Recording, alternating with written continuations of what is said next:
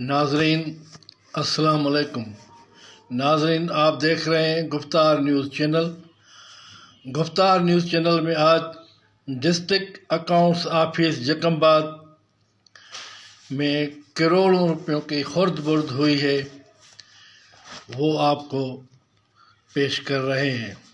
District accounts office جیکاباد میں 1000 سے زائد جعلی آئی ڈیز پر سرکاری خزانے کو کافی عرصے سے لوٹا جا رہا ہے۔ اکاؤنٹس جنرل سندھ میں جعلی آئی ڈیز کے ذریعے اربوں روپیوں کے اسکینڈل سامنے آ گئے۔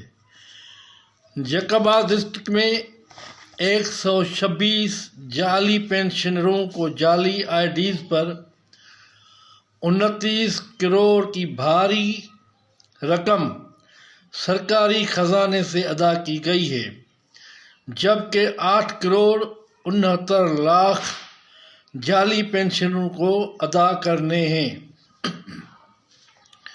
جیکاباد ڈسٹرکٹ اکاؤنٹس آفس میں پینشن کی مد میں بڑے پیمانے پر گبن ہونے کے بعد 126 جعلی پینشنر کے نام پر اربوں روپیوں کی ادائیگیاں کی گئی ہیں۔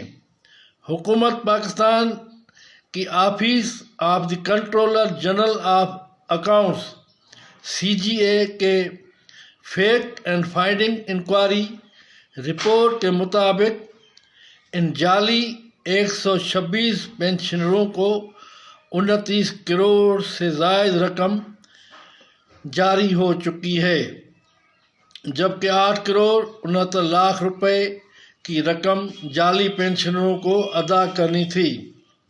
انکوائری رپورٹ کے مطابق یہ ادائیگیاں کتنے ہی سرکاری عملداروں کے یوزر آئی ڈیز سے کی گئی ہیں، جن میں وسیم اللہ بھٹو، ذوالقرنین شاہ، عظمت اللہ لارق، مجاہد علی، شاہ نواز بڑو، انیس احمد انصاری، ناصر علی سومرو کے نام شامل ہے۔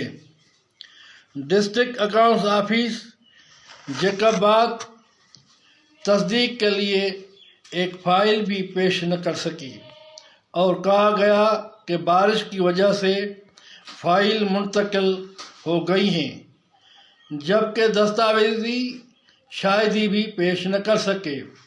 اگست 2023 تک پینشن کیسز میں سے 156 فائلوں کی انکوائری کی گئی، جس سے ظاہر ہوا کہ زیادہ تر آئی ڈیز کاسٹ سینٹروں سے وابستہ ہیں، جن کو SAP HR ماڈیول کے نفاذ کے دوران بنایا گیا تھا، جن کو بعد میں بڑے پیمانے پر جعلی ادائیگیوں کے استعمال میں لایا گیا۔